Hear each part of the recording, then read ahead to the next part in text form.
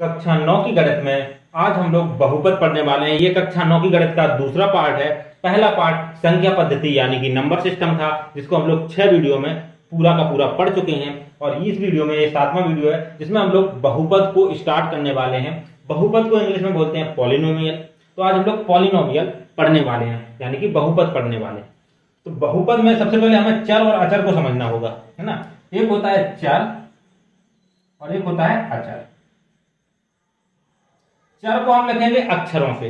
अब यहाँ पे अक्षरों से मेरा मतलब है कि हम कुछ भी अक्षर लिख सकते हैं, X Y Z A B C D, but हम लोग लिखेंगे क्या, या तो एक्स लिखेंगे या वाई लिखेंगे या जेड लिखेंगे। इन 3 अक्षरों से काम चलाएंगे। ऐसा नहीं कि 3 ही अक्षर लिखने हैं, आगे कोई भी अक्षर लिख सकते हैं, लेकिन अभी के लिए हम सिर्फ और सिर्फ एक्स पे काम करेंगे। अगर हमें 2 अक्षर लिखने होंगे तो एक्स और वाई का यूज करेंगे, अगर 2 से ज्यादा लिखने होंगे तो एक्स वाई जेड का यूज करेंगे। फिर हमें और ज्यादा जरूरत होगी तो और अक्षरों को लेंगे, लेकिन सबसे पहले हम लोग ध्यान रखेंगे हम एक्स लेंगे। तो उससे क्या होगा, आपको कंफ्यूजन नहीं होगा। ऐसा नहीं कि आप कोई भी अक्षर ले सकते हैं, पर हम एक्स वाई जेड लेंगे, लेकिन हम यहाँ पे सिर्फ और सिर्फ कोशिश करेंगे कि एक्स से ही हमारा काम हो, एक्स लेंगे। लेकिन अगर हमें दूसरे अक्षर की जरूरत पड़ी तो हम वाई लेंगे, और अगर हमें 3 अक्षरों की जरूरत पड़ी तो 3 लेंगे, जेड लेंगे। दूसरा होता है अचर। अचर यानी कि यहाँ पे चर का क्या मतलब है कि एक्स का कुछ भी मान हो सकता है। एक्स का मान 1 हो सकता है, 2 हो सकता है, 10 हो सकता है, 20 हो सकता है, दशमलव में आ सकता है, कुछ भी हो सकता है एक्स का मान।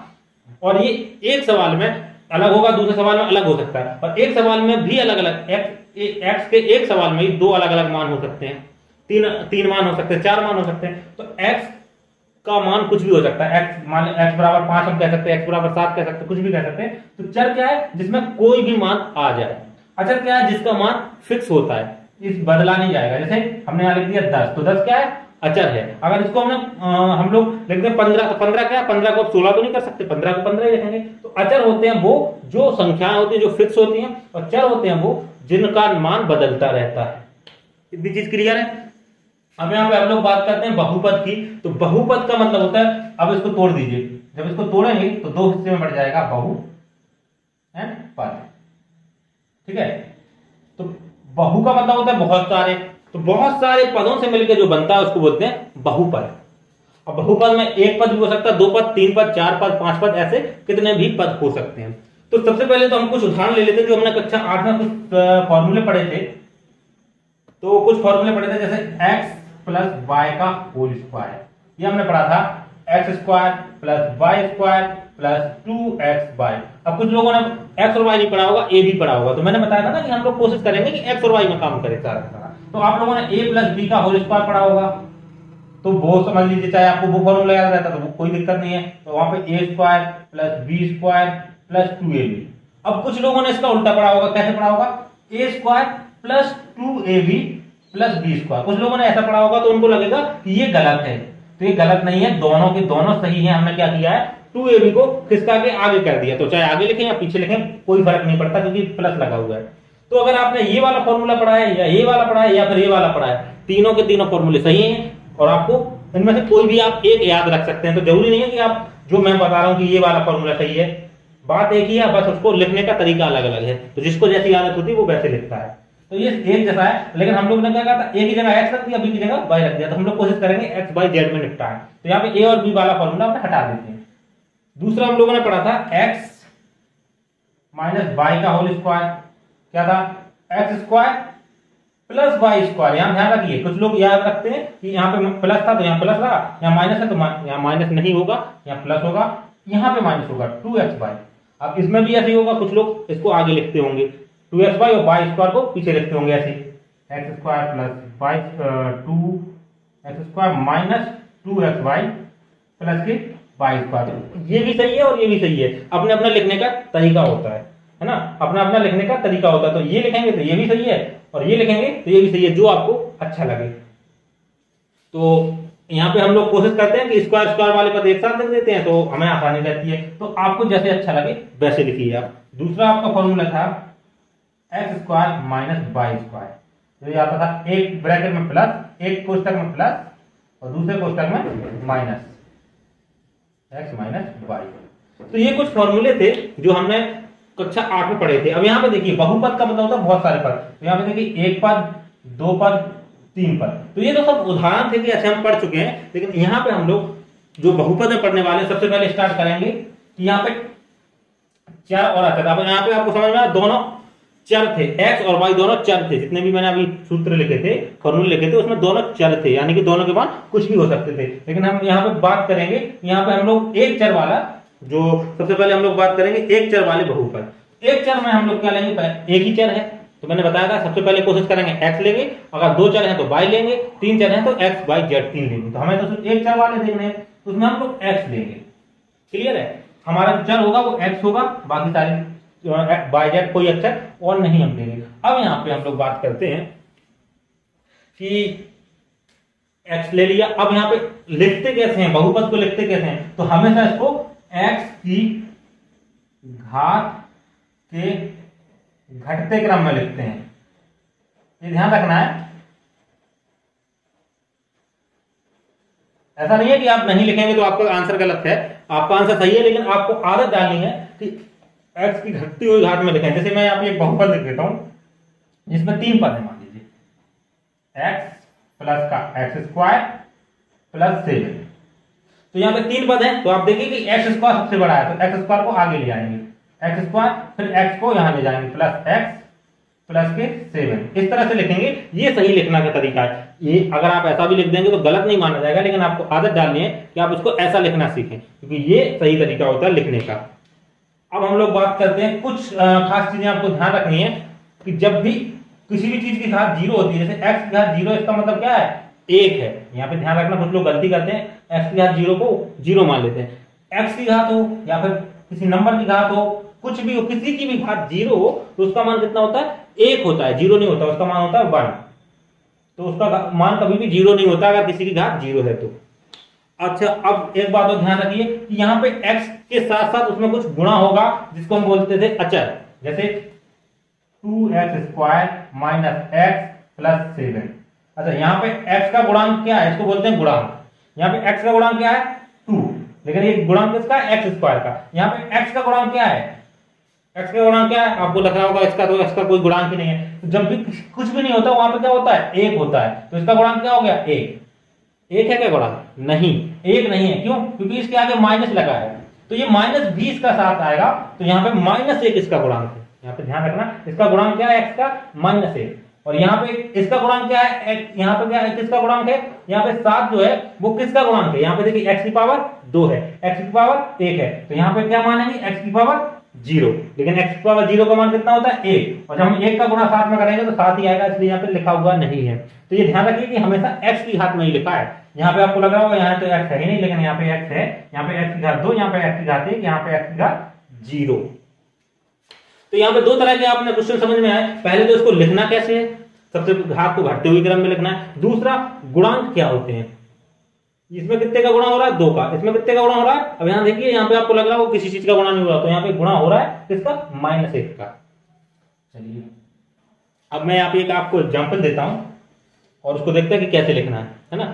एक एग्जाम्पल है, x minus x square plus या फिर 2x minus x square plus 7, इसको आपको लिखना है। तो इसको देखिए, मैंने क्या बताया था कि आपको हमेशा बड़ी घात को आगे लेके आना है, तो -x स्क्वायर, और ये प्लस का है, जिसके आगे कोई निशान नहीं लगा होता वो प्लस का माना जाता है, तो प्लस 2x प्लस 7, इसको ऐसे लिखेंगे तो ये ज्यादा सही है। अब यहाँ पे हम पूछें एक्स स्क्वायर का गुणांक कितना है, तो यहाँ पे कितना गुणांक है, इसके आगे कुछ नहीं है, इसका मतलब 1 है, और इसके साथ माइनस भी है तो -1 इसका गुणांक हो गया। इसका x का गुणांक कितना है, x की पावर 1 का गुणांक कितना है, 2, और x की पावर 0 का गुणांक कितना है, 7।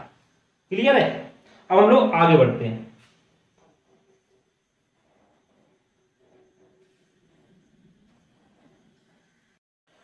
अब हम देखेंगे कि कौन सी चीज बहुपद, सबसे पहले हम देखेंगे एक पद वाले बहुपद। तो एक पद वाले में हमें पता है x होता है, तो एक पद में या तो x की पावर कितनी हो सकती है, जैसे हम लोग बात करें तो यहाँ पे हो सकता है 2x, मान लो x के साथ कोई संख्या हो सकती है, दूसरा x अकेला हो सकता है, तीसरा x की पावर 0 होगी, यानी कि मान लो 7 है, 8 है, 10 है, 5 है। तो इस तरह के इनको क्या बोलते हैं, इनको बोलते हैं एक पदीय बहुपद। इसमें कितने पद हैं, सिर्फ एक पद। इसमें कितने पद हैं, एक पद, लेकिन इसमें 2 पद भी हो सकते हैं, जैसे 2x प्लस 7, तो ये कितना हो जाएगा, 2 पदीय। 2 पदीय, तो यहाँ पे x की पावर से हमें पता चलता है कि उसमें कितने पद हो सकते हैं। यहाँ पे x की पावर कितनी है, 1 है, तो जितनी भी x की पावर होगी, सबसे ज्यादा x की जो घात होगी उससे एक ज्यादा पद हो सकते हैं। जैसे x की घात अगर हम 3 की बात करें तो यहाँ पे x क्यूब होगा, फिर इसको घटते हुए क्रम में लिखते जाइए। एक्स स्क्वायर होगा, इसके आगे संख्या होगी मान लीजिए 1, यहाँ 2, यहाँ पे 3x होगा, फिर 4 होगा। तो यहाँ पे कितने पद हैं? 1 2 3 4 पद। क्यों? x की घात कितनी है? 3। तो पद कितने होंगे? 3 + 1। ज्यादा से ज्यादा पद हैं, कम तो हो सकते हैं। मान लो एक्स स्क्वायर नहीं हो तो 3 पद भी हो सकते हैं, ये भी ना हो तो 2 पद हो सकते हैं, ये भी ना हो तो 1 पद हो सकता है, लेकिन ज्यादा से ज्यादा कितने हो सकते हैं? 4 पद। 4 पद से ज्यादा नहीं हो सकते। अब मान लीजिए हम इसको लिखना चाहते हैं कि 4 पद से ज्यादा हो जाए, ठीक है, 4 पद से ज्यादा लिखना चाहते हैं तो x³ + 2x² + 3x + 4। अब हम कुछ भी लिखना चाहते हैं, एक और पद लिखना चाहते हैं तो क्या लिखेंगे? या तो हम संख्या लिखेंगे तो वो इसमें जुड़ जाएगी, या फिर x का गुणांक लिखेंगे, जैसे 4x लिख दिया तो 4x इसमें जुड़ जाएगा, 7x हो जाएगा। और अगर हम x² लिखते हैं तो वो इसमें जुड़ जाएगा, x³ लिखते हैं तो वो इसमें, x³ लिखते हैं तो वो इसमें जुड़ जाएगा, x⁴ लिखेंगे तो घात बदल जाएगी। हमारी बड़ी बड़ी घात कितनी होनी चाहिए? 3। तो ये ध्यान रखिए, ये भी क्वेश्चन आपको पूछे जा सकते हैं कि इसमें ज्यादा से ज्यादा x⁴ है तो ज्यादा से ज्यादा कितने पद हो सकते हैं? तो कितने पद हो सकते हैं? 3 + 1 4 पद हो सकते हैं। ये आपको सवाल पूछे नहीं जाएंगे, ये आपको पता होना चाहिए, तब जाके आप सवाल कर पाएंगे। अच्छा, 1 पद वाले समीकरण हो गए, 2 पद वाले हो गए, 3 पद वाले हो गए, कैसे पता चलेगा कितने पद के होते हैं? वो आपको समझ में आ गया। अब ये देखना है कौन से बहुपद हैं और कौन से नहीं है।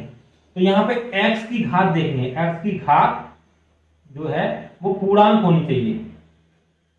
पूर्णांक मतलब 0 1 2 3 4, यानी कि बटे में नहीं होना चाहिए, माइनस में नहीं होनी चाहिए। जैसे हमने यहाँ पे लिखा है x + x⁻⁻1, तो ये क्या बहुपद है? नहीं है। क्यों? यहाँ पे x की घात -1 है, जो कि क्या है? पूर्णांक है, जो कि क्या है? पूर्णांक है। तो ये आपको समझ में आया कि ये पूर्णांक, ये आपका बहुपद नहीं है। दूसरा उदाहरण ले लेते हैं, √x + 1। तो यहाँ पे x की घात कितनी है? अंडर का मतलब क्या होता है? अंडर के आगे अगर कुछ नहीं लगा है, रूट के आगे कुछ नहीं लगा तो इसका मतलब होता है 1/2। यहाँ पे 2 लिखा होता है, अगर कुछ नहीं लिखा है तो 2 मानते हैं, अगर लिखा है तो वो यहाँ पे 3 लिखा हो तो 3 मानते हैं। तो x की घात कितनी होती है? जो भी यहाँ लिखा होता है 1/2 + 1। तो यहाँ पे भी पूर्णांक नहीं है, 0 1 2 3 4 होता तो ये बहुपद होता, ये भी बहुपद नहीं है। अब एक और उदाहरण दे लेते हैं, फिर आप बताइए कि ये बहुपद है कि नहीं है। √3x + 7, ये बहुपद है कि नहीं है? अब आप सोच रहे होंगे कि यहाँ पे रूट लगा है तो ये बहुपद नहीं है, लेकिन ये बहुपद है। क्यों? क्योंकि ये √3 के साथ है, संख्या के साथ है। संख्या से मतलब नहीं हमें यहाँ पे चर से मतलब है, जो कि हमारा x है उससे मतलब। x की घात कितनी है? 1 है। या फिर यहाँ पे कहें x + √2, तो ये भी हमारे बहुपद है। क्यों? क्योंकि यहाँ पे x की घात 1 है, इसकी घात से मतलब नहीं, ये संख्या है, इससे हमें कोई मतलब नहीं। यहाँ पे हम माने तो x की घात 0 होगा, है ना? तो x की घात 0 है, वो भी पूर्णांक है, ये भी पूर्णांक है। तो यहाँ पे √2 से मतलब नहीं है, यहाँ पे भी हमें √3 से मतलब नहीं था। तो अभी आपको समझ में आया कि घातांक क्या होती है या घात क्या होती है, और किसी भी बहुपद की घात कैसे निकालते हैं। जो सबसे बड़ी घात होगी वही उस बहुपद की घात होगी। अब यहाँ पे एक चीज और समझ लेते हैं कि बहुपद जो होते हैं वो कौन कौन से रैखिक होते हैं। तो अगर एक घात 1 है तो वो क्या होंगे? रैखिक होंगे। रैखिक मतलब उनको एक लाइन से हम रिप्रेजेंट करेंगे। लाइन कैसे बनानी है ये आखिर में हम जो कक्षा 9 की आखिर में पढ़ेंगे, ये कैसे समझ में आता है। घात 2 है तो ये घात 2 है तो क्या होगा? ये घात 2 है तो ये द्विघातीय हो जाएंगे, और अगर घात 3 है तो त्रिघातीय हो जाएंगे। तो हमें ये बताना होगा कि रैखिक कौन से हैं और कौन से नहीं है। तो हमें सिर्फ ये देखना है कि घात कितनी है, जो सबसे बड़ी घात है वो देखनी होती है। अच्छा, अब हम बात करते हैं, तो बहुपद को हम लोग क्या करते हैं, बहुपद को हमारे पास एक बहुपद है x² + 7x - 9, ये हमारे पास बहुपद है। तो इसको हम कोई नाम दे सकते हैं, जैसे इसको हम दे सकते हैं कि भाई ये हमारा बहुपद है, इसको हम दे सकते हैं। क्यों? किसमें है? x में है। ये बहुपद किसमें? x में है। तो हम कोष्टक में लिखेंगे x और इसका नाम दे देंगे मान लीजिए f(x), इसको पढ़ते हैं f(x). अब f(x) नहीं, या फिर आप इसको fx भी पढ़ सकते हैं। आप जरूरी नहीं कि fx दें, आप इसको px भी दे सकते हैं, कोई भी नाम देना है। मतलब p का मतलब एक फंक्शन है, कुछ लिखा हुआ है और किसके रूप में लिखा हुआ है? x के रूप में लिखा है। लेकिन अगर यहीं पे होता y² + 7y + 9 या फिर -9, सेम रख देते हैं। तो इसको कैसे लिखते? नाम तो p ही रखते, लेकिन यहाँ पे क्या रखते? y, है ना? और अगर ये ऐसे होता x² + y + 9, है ना। अब इसमें एक्स भी है और वाई भी है, तो इसको कैसे लिखते हैं, पी एक्स कॉमा वाई, दो में मिल के बना है। तो हमें ये नहीं समझना अभी, ये हमें इसकी जरूरत नहीं है, हमें ऊपर वाले समझने हैं, और हमें ऊपर वाला भी सिर्फ एक्स का यूज करना है, तो ये समझना है। तो इस तरीके से हम लोग लिखते हैं। अब हम लोग प्रश्नावली पे आ जाते हैं सीधे सीधे। प्रश्नावली नंबर हमारी जो पहली प्रश्नावली है, प्रश्नावली 2.1 को सॉल्व करते हैं, इसको हल करते हैं। तो सबसे पहला क्वेश्चन क्या कह रहा है, निम्नलिखित व्यंजकों में कौन कौन से एक चर में बहुपद और कौन कौन से नहीं है, बहुपद हैं और कौन कौन से बहुपद नहीं है, कारण भी बताना है। तो पहला क्वेश्चन ही क्या है, पहला क्या है, हमें बताना कि बहुपद है कि नहीं है। 4x² माइनस 3x प्लस 7 ये बहुपद है कि नहीं है, बहुपद है। क्यों, क्योंकि x की घात ये पूर्णांक है, सारी की सारी x की घात है पूर्णांक है। दूसरा y² माइनस प्लस के √2। अब देखिए यहाँ पे x और y का मतलब ये, आप इसको x की तरह ही मानिए। तो यहाँ पे क्या कह रहा है कि अब ये बहुपद है कि नहीं है, तो ये भी बहुपद है। क्यों, ये बहुपद क्यों है, क्योंकि यहाँ पे y की घात जो कि हमारा अचर है, सॉरी चर है, घात क्या पूर्णांक है। तीसरा क्वेश्चन क्या कह रहा है, 3√t प्लस t√2 ये है। अब यहाँ पे ध्यान दीजिए कि यहाँ पे t x की तरह ही है। मैंने कहा था कोई भी अक्षर ले सकते हैं, हम लोग कोशिश करेंगे कि x y z में ही निपटा दें, लेकिन अगर हमें जरूरत पड़ी तो कोई भी अक्षर ले सकते हैं। उन्होंने t ले रखा है तो t से कंफ्यूज नहीं होना है, इसको x की तरह ही मानना है। तो यहाँ पे देखिए अगर इसकी बात करें तो यहाँ पे क्या है, 3t की पावर कितनी हो जाएगी, रूट का मतलब 1/2 प्लस t और √2 से कोई मतलब नहीं, हमें नंबर से कोई मतलब नहीं, सिर्फ जो अक्षर है उसकी घात देखनी है। यहाँ पे घात पूर्णांक नहीं है, तो ये आपका बहुपद नहीं है। उसके बाद आता है आपका चौथा क्वेश्चन आता है y प्लस 2/y। अब इसमें भी देखिए जब हम इसको ऊपर लेके जाएंगे, नीचे है ना, हमने कहा था, अब इसके पहले हमने घात का नियम पढ़ा था, अगर आपने नहीं भी पढ़ा हो तो मैं आपको भी बता देता हूं। जब भी कोई संख्या की घात नीचे होती है, जैसे यहाँ पे 10 की घात 5 है, तो हम इसको जब भी हम ऊपर ले जाते हैं तो घात का चिन्ह बदल जाता है। यहाँ प्लस किया तो माइनस की हो जाएगी, माइनस की होती है तो प्लस की हो जाती है। यहाँ पे आ जाती है 10 की घात -5। और अगर हम इसको प्लस में लाना है तो नीचे ले आएंगे। ऐसे ही अगर एक की y की घात -3 है तो ऊपर जाएगी तो प्लस में हो जाएगी, y की घात 3 हो जाएगी। यहाँ पे y की घात कितनी है, जब कुछ घात नहीं होती उसका मतलब y की घात 1, तो इसको हम ऐसे लिख सकते हैं ना, y प्लस 2, y को ऊपर ले गए और घात कितने में हो जाएगी -1, और यहाँ पे हमारी घात क्या है -1, ये बहुपद नहीं है। अगला सवाल है हमारा 5वां, x की घात 10 प्लस y की घात 3 प्लस t की घात 50, ये भी पूर्ण है, ये भी पूर्ण संख्या है, ये भी पूर्ण संख्या है, तो ये बहुपद हमारा है। अब हम लोग देख लेते हैं क्वेश्चन नंबर दूसरा। ये आपको पहला क्वेश्चन हो गया। अब हम लोग क्वेश्चन नंबर दूसरा देखते हैं। दूसरा क्वेश्चन क्या कह रहा है कि निम्नलिखित में से प्रत्येक का x² का गुणांक निकालिए। तो हमें क्या करना है, कुछ नहीं करना, हमें इसमें जो भी हमारी संख्या लिखी है 2 प्लस x² प्लस x। अब आप देखेंगे कि ये उल्टा लिखा हुआ है, अगर हम इसको सही तरीके से लिखना चाहें, लिखने की जरूरत नहीं है, लेकिन अगर हम लिखना चाहें तो कैसे लिखेंगे, x² प्लस x प्लस 2, क्योंकि हम x की सबसे बड़ी घात लिखेंगे पहले। ये आपको प्रैक्टिस करते रहना कि आपको ऐसे ही लिखना है। ऐसे भी लिखेंगे तो भी गलत नहीं है, लेकिन इसमें जब आप सवाल करेंगे, बड़े बड़े सवाल करेंगे तो गलत होने की संभावना बढ़ जाती है। तो यहाँ पे x² का गुणांक दिखाना है, तो यहाँ पे x² का गुणांक यहाँ होगा, कितने से गुणा हो रहा है, 1 से। आगे प्लस लगा तो प्लस लगाने की जरूरत नहीं है, माइनस लगा होता तो माइनस लगाते। यहाँ पे कितने से गुणा हो रहा है, यहाँ से 1 का गुणा हो रहा होगा, 1 का गुणा हो रहा होगा। तो x² का घात कितना है, ये पहला क्वेश्चन है, दूसरे का पहला, इसकी घात जो गुणांक है वो कितना है, 1 है। दूसरा सवाल क्या कह रहा है, दूसरा सवाल है 2 - x² प्लस x³।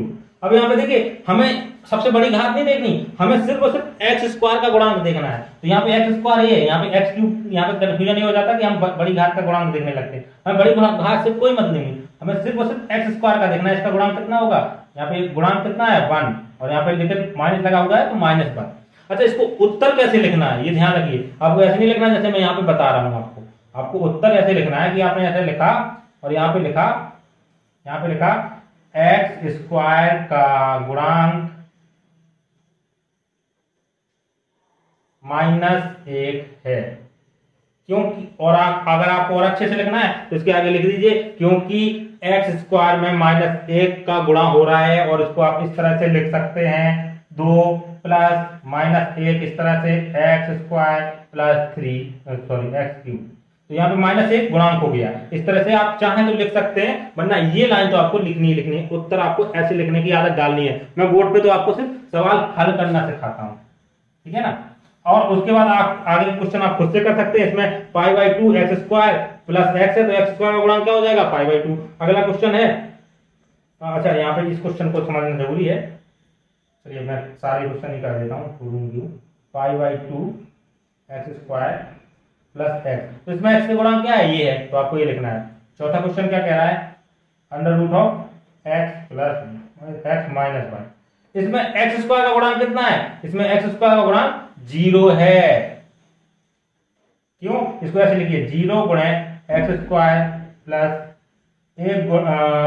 0, सॉरी यहाँ पे √2 था, यही तो मैं सोच रहा हूँ कि ये तो बहुपद ही नहीं होगा, √2 है, x अलग है, तो √2 × x - 1। तो यहाँ पे x² का गुणांक कितना है, 0, तभी तो ये पूरा का पूरा गायब हो गया, 0 हो गया। तो इसमें x² का गुणांक 0 है, ठीक है, ये आपको समझ में आ गया। अच्छा अब अगला क्वेश्चन देख लेते हैं हम फटाफट।